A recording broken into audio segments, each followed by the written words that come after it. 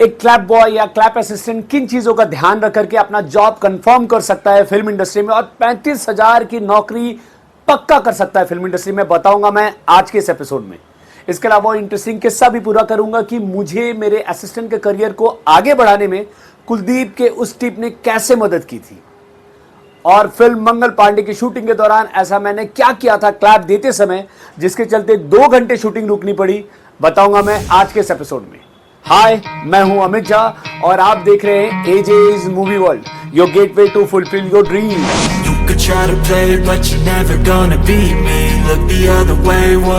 Clap देते समय उस पे डिस्क्रिप्शन बहुत ही क्लियरली लिखा होना चाहिए। जैसा आप देख सकते हैं यहाँ रोल, सीन और टेक लिखे हुए हैं। रोल 01 दिख रहा है, सीन 01 दिख रहा है, लेकिन टेक में कंफ्यूजन है, ये 01 है या 9 है। ये गलती आपको नहीं करनी है क्लैप देते समय। आपको क्लियरली लिखना पड़ेगा, अगर ये 01 है तो 01 लिखिए, अगर 9 है तो 9, नहीं तो कंफ्यूजन में एडिटर को एडिटिंग के दौरान बहुत ही प्रॉब्लम आ सकती है और ये प्रॉब्लम आपके जॉब को आपसे छीन भी सकती है।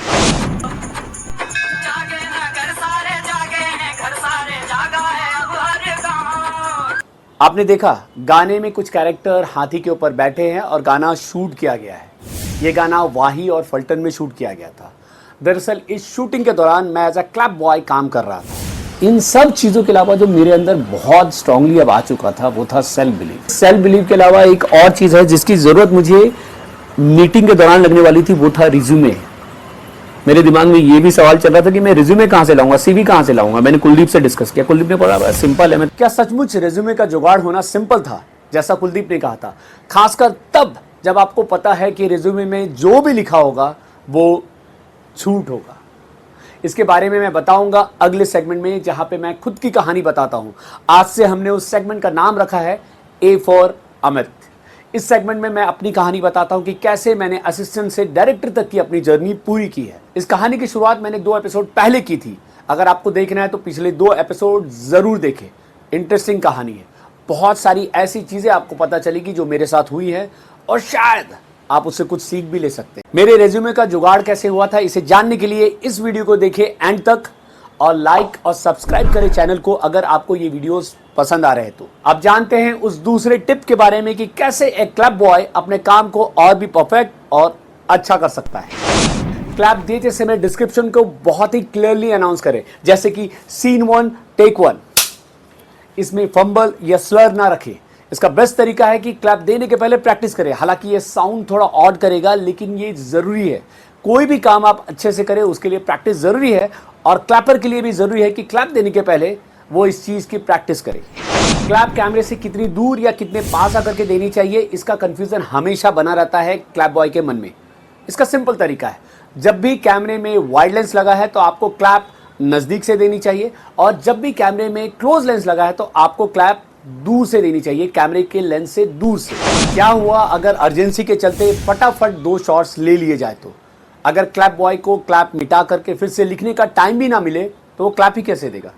इसका सिंपल सा तरीका है, जब भी शॉट हो जाए उसके बाद रिवर्स क्लैप दिया जाए।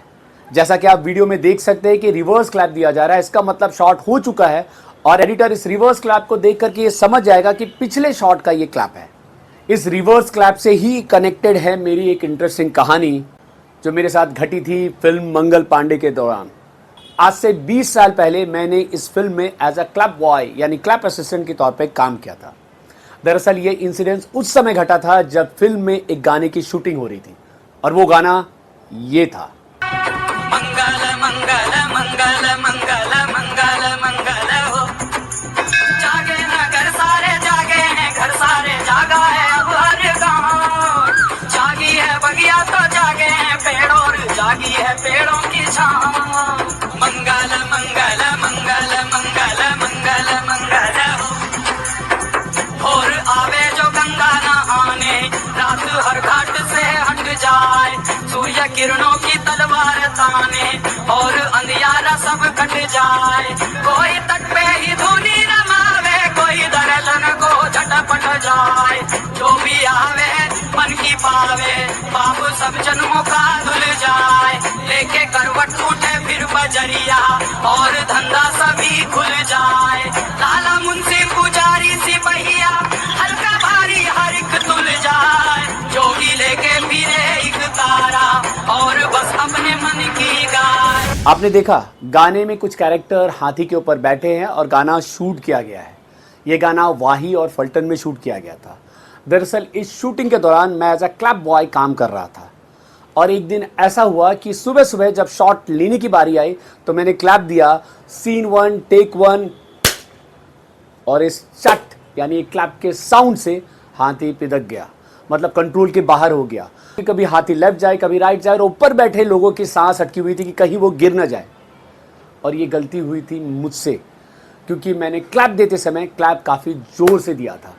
और यही से एज अ क्लैप बॉय हमें सीख मिलती है कि जब भी आप किसी जानवर के सामने क्लैप दें तो इस चीज़ का ध्यान दें कि क्लैप काफ़ी ज़ोर से ना हो, और प्रेफरेबली क्लैप हो सके तो शॉट के एंड में दे, यानी एंड क्लैप की तरह उल्टा करके, जैसा मैंने आपको बताया है। इसके अलावा अगर कोई इमोशनल सीन है या कोई सीन है जिसमें कैरेक्टर मूड में जाने के लिए थोड़ा टाइम मांगते हैं, या फिर किसी बच्चे के साथ अगर कोई सीन शूट किया जा रहा है, तो आपको क्लैप एंड में ही देना चाहिए। चलिए अब शुरू करते हैं अपना नया सेगमेंट, जिसे मैंने नाम दिया है ए फॉर अमित। इस सेगमेंट में मैं अपनी कहानी बताता हूं कि कैसे मैंने असिस्टेंट से डायरेक्टर तक की अपनी जर्नी पूरी की है। जैसा कि मैंने पहले भी बताया है कि इस सेगमेंट के 2 एपिसोड मैंने ऑलरेडी दिखा दिए हैं पिछले 2 एपिसोड्स में। तो अगर आप उन एपिसोड को देखना चाहते हैं, उस कहानी को जानना चाहते हैं, तो आपको पिछले 2 एपिसोड देखने ज़रूरी है। तो फाइनली मैं अगले दिन कुलदीप से मिला और कुलदीप ने मिलते ही मुझे एक चीज़ बोला जिसने मेरे ऊपर बहुत गहरा असर छोड़ा। उसने कहा, यार हो जाएगा, इतने सारे लोग इंडस्ट्री में काम करते हैं बिना पढ़े लिखे, तुम तो पढ़ लिख के आए हो, ग्रेजुएशन करके आए हो, तुम्हारा तो ज़रूर हो जाएगा, तुम ज़रूर कुछ ना कुछ कर लोगे। दरअसल इस लाइन ने ना मेरे अंदर के वो डाउट के बबल को ना फोड़ दिया। मुझे लगा यार ये तो सही बोल रहा है, मैं कर सकता हूँ। मेरे अंदर जो सेल्फ डाउट था वो सेल्फ बिलीव में बदल गया। लेकिन इस सेल्फ बिलीव के अलावा एक और चीज़ है जिसकी ज़रूरत मुझे मीटिंग के दौरान लगने वाली थी, वो था रिज्यूमे। मेरे दिमाग में ये भी सवाल चल रहा था कि मैं रिज्यूमे कहाँ से लाऊंगा, सीवी कहाँ से लाऊंगा। मैंने कुलदीप से डिस्कस किया। कुलदीप ने बोला, बड़ा सिंपल है, मैं तुम्हें एक असिस्टेंट डायरेक्टर का रिज्यूमे दूंगा, तुम उसको कॉपी कर लेना। मैंने बोला यार चलो ये एक बार के लिए मैं मान भी लेता हूँ कि चलो मैं किसी की सीवी को कॉपी कर लूँगा, सिर्फ अपना नाम लगा दूंगा, लेकिन उसके बाद भी हो सकता है कि जिस शो का मैं नाम रख रहा हूँ वहाँ पे काम करने वाला बंदा ही मेरा रिज्यूमे देख रहा हो, तो वो तो बोल देगा यार तुम तो उस शो में थे नहीं। तो कुलदीप थोड़ा डाउट पे हो गया यार। उसने बोला ये बात तो है, अब ये तो देखना पड़ेगा, इतना रिस्क ले सकते हैं लेकिन हो जाएगा, निकल जाएगा। एंड फाइनली उसने एक रिज्यूमे मुझे भेजा किसी एक असिस्टेंट डायरेक्टर का। उन दिनों ना गोरेगांव स्टेशन के बाहर टाइपिस्ट बैठते थे, जो लोग गोरेगांव में रह चुके हैं उस दौर में उनको पता होगा ये बात। तो मैं वो रिज्यूमे लेके टाइपिस्ट के पास गया और मैंने टाइपिस्ट को बोला कि नाम चेंज कर दीजिए और बाकी जितने भी शोज़ के नाम है ना उनके नाम को थोड़ा थोड़ा अलग करके उनको बताने लगा। जैसे मान लीजिए अगर शो का नाम लिखा है क्योंकि सास भी कभी बहू थी, तो उसको चेंज कर दिया सास भी बहू, ऐसा कर दिया। कुछ इस तरह से कुछ नाम आगे पीछे के हटा दिए और उसके नीचे लिख दिया पायलट प्रोजेक्ट, मतलब जो प्रोजेक्ट आने वाले हैं। अब ऐसे प्रोजेक्ट और ऐसे प्रोडक्शन हाउस के बारे में कौन इंक्वायरी करेगा, ये सोच करके वो नाम चेंज करवा दिए। बिसाइड कुलदीप ने कुछ एक ऐसे शोज़ के नाम भी बताए थे जिसमें उसने एज एन एक्टर काम किया था। तो उसका कहना था कि यार आई एम डैम श्योर कि यहाँ के कोई भी बंदे अभी बालाजी में नहीं काम कर रहे हैं, तो आप इनका भी नाम लग लो। तो मैंने उनके भी नाम लिखे और फाइनली ये सब नाम लिखने के बाद मेरा एक रिज्यूमे तैयार हुआ और वो रिज्यूमे लेकर के मैं पहुँच गया बालाजी में। बालाजी के बाहर खड़ा मैं इतना एक्साइटेड था कि यार पूरी देश जहाँ अंदर जाना चाहती है मुझे वहाँ अंदर जाने का परमिशन मिला है। और अगर आप गौर करें ना तो मैं हर छोटी छोटी अचीवमेंट को अपने एक्साइटमेंट में बदल रहा था। पहली बार जब वो वॉचमैन ने बोला कि आप अंदर जाइए तो मैं उसमें एक्साइटेड था। जब मैं शूटिंग देखा तो मैं उसमें भी एक्साइटेड था। जब मैं परवेज साहब से मिला तो मैं उसमें भी एक्साइटेड था और अब भी एक्साइटेड हूँ। तो शायद ये जो तरीका है मेरा छोटी छोटी एक्साइटमेंट ढूंढने का, ये मुझे मोटिवेट कर रहा था आगे बढ़ने के लिए। खैर रिज्यूमे लेकर के मैं अंदर गया बालाजी के। अंदर जाने के बाद ही जिसने भी बालाजी जो भी लोग गए हैं उनको पता है कि बालाजी में अंदर घुसते ही राइट साइड में एक छोटी सी मंदिर है। मंदिर थी, मैंने जाके भगवान को प्रणाम किया और मैंने बोला बस अब आप संभाल लेना। और मैंने उनसे सॉरी भी बोला कि मैंने झूठ बोला है और मैं आगे झूठ बोलने वाला हूँ। लेकिन फिर अंदर से आवाज़ आई कि कोई बात नहीं, तुमने किसी का नुकसान तो नहीं किया ना, तो आगे बढ़ो और अपने झूठ को सही साबित करने की कोशिश करो, मतलब अपने कर्तव्य से, कर्म से। ये सोचते हुए आगे गया और मैं पहुंचा 5th फ्लोर पे। तो 5th फ्लोर पे मुझे कहा गया कि आप बैठिए, रश्मि जी है वो आपको बुलाएंगी। मैं कमरे के बाहर बैठा था और तभी दरवाजे पे नॉक हुआ। एक खूबसूरत सी लड़की, कुछ 20-25 साल की खूबसूरत सी गोरी चिट्टी लड़की, उसने मुझे इशारा करके ऐसे बुलाया और फिर इंग्लिश में कहा, Amit can you wait for some time, I just need to finish some calls and then will talk. उन दिनों मुझे इंग्लिश उतनी अच्छे से नहीं आती थी, आया तो गांव से था, इंग्लिश मीडियम में ज़रूर पढ़ा था, लेकिन ऐसे बातचीत करने का आदत नहीं था। लेकिन मतलब ऐसा लगा कि एक अलग ही अंदर दिल में एक अलग ही ट्रैक खुल गया कि वाह यार इतनी खूबसूरत लड़की मुझे बुला रही, क्योंकि हम लोग गांव के लोगों को लड़कियां कहाँ बात करती हैं। तो वो फीलिंग ही अलग थी, एक एक्साइटमेंट ही अलग थी। और मन में ये सवाल आने लगे कि यार चल, अब असिस्टेंट डायरेक्टर काम कर रहे हो तो अब इंग्लिश भी बात करनी पड़ेगी। तो जब तक वो बुलाई नहीं ना, मेरे दिमाग में चल रहा था कि अगर उसने आगे इसने बोला कि hi what is your name, तो मैं ऐसा बोलूँगा माय नेम इज़ ये, फिर वो आगे पूछेगी what all you have done, तो मैं ये बोलूँगा। ऐसे मैं 3-4 लाइन प्रिपेयर करने लगा, क्योंकि उतनी इजीली जो लोग इंग्लिश में बात नहीं करते उनके दिमाग में उतनी इजीली इंग्लिश के लाइन नहीं आते हैं, तो मेरे दिमाग में भी नहीं आ रहे थे।